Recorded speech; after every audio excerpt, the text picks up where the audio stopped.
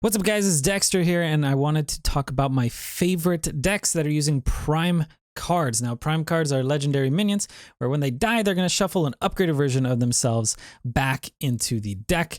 And when you draw it, you usually have a crazy swing turn, and it can really impact the flow of the game. So I wanted to go over my favorite 3 decks that are using prime cards right now, and we're going to start this off with this Demon Zoo list. Now, this has a heavy cycle aspect to it because your Hand of Gul'dan, while it's 6 mana and it draws 3, if you discard it, it'll draw 3 anyway. So in order to discard it, we have the Expired Merchant. We also have the Nightshade Matron.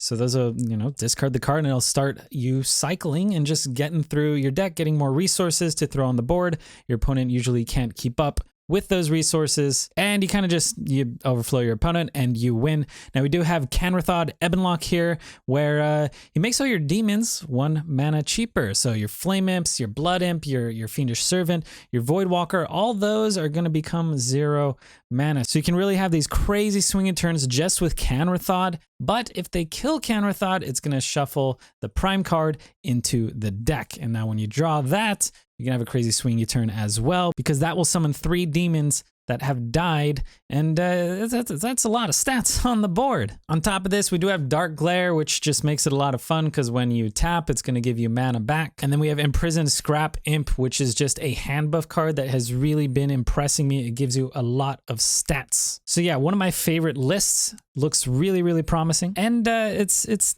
only 5,000 dust. That's a decent amount, but if you have Canrathod, this might be something to look into. All right, so we got Zixor Prime in this Hunter list from Stealth, and Zixor just feels really, really good. He's a 3 mana 2/4 with Rush. When he dies, he shuffles Zixor Prime. Zixor Prime is going to be 8 mana. He's a 4/4, but he summons 3 copies of himself. So that's 16 worth of stats that have Rush for 8 mana, so that's a lot of value. And if you pull it with your Scavenger's Ingenuity, it's going to have +3/+3 to every single copy, right? So Zixor Prime, pretty swingy. But other than that, this is a Dragon Hunter Beast Death Rattle sort of build. It's a very interesting take. We get a lot of use out of all the Death Rattles. And my favorite Death Rattle here has got to be the Porcupine. Maybe you pull it with buff stats, or maybe you don't. Maybe it just sticks on the board. And then the following turn, you can hit it with the Machnathal Lion. And then the Lion has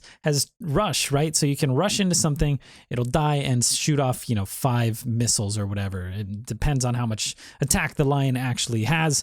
And then we also have Terran here, and Terran can kill your Porcupines or kill your Lion or whatever, your Sky Stalkers even, and then it's going to trigger those Death Rattles, right?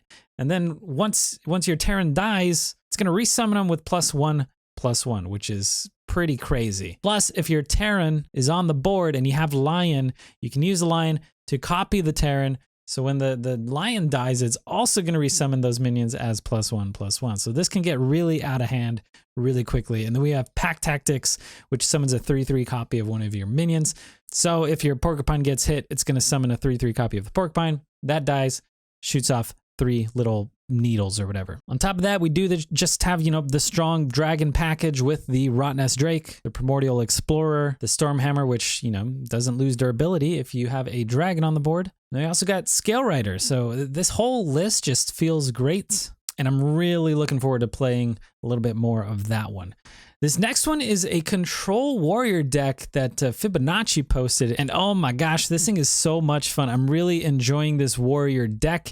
It is very, very control oriented, kind of just grind your opponent out of resources. And what I really, really like about this deck is how much of a star Kargath Bladefist really feels like. 4 mana 4/4 with Rush isn't huge, but when he dies, the prime card is an 8 mana 10/10 with Rush, and when it kills something, it gives you 10 armor. So if you can manage to kill even 2 things, that's insane. Killing 1 thing, already huge, already massive, but if you kill 2 things, it's absolutely crazy.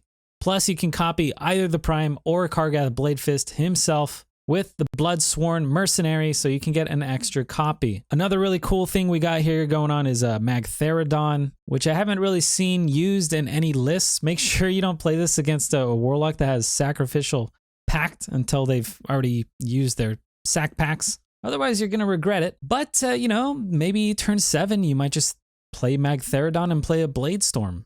then you get a huge minion on the board and a board clear. But yeah, a nice, slow, grindy deck. If you really like control decks, I do recommend that you check this out. This one has been a ton of fun. So yeah, those are my top 3 decks that are using Prime cards right now. I hope you guys are enjoying Ashes of Outland as much as I am. Good luck on ladder and stay hydrated.